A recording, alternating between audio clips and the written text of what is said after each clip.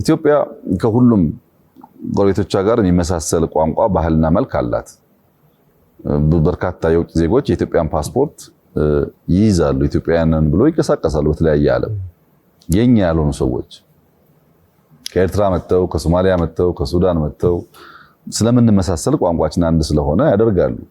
የኛን ዜጎች የምንለይበት መንገድ ካልፈጠርን በቀር ቅድም እንዳነሳሁት ብዙ ሪስክ አለው። አውቀህ ዜግነቱን ስትሰጥና ተታለህ ያንተን መለያ ሌሎች ሲወስዱት አንድ አይደለም።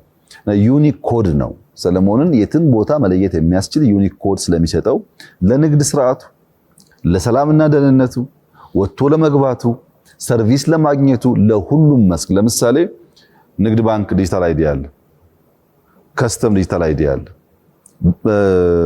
ኢሚግሬሽን ዲጂታል አይዲ አለ። አንድ ቦታ ያንተ ዩኒክ ኮድ ካስገባ ተጨማሪ ማለት አይጠበቅብም፣ ይታወቃል ማለት ነው። ብዙ ሴክተር ስለሚነካ ጠቀሜታው የጎላ ነው።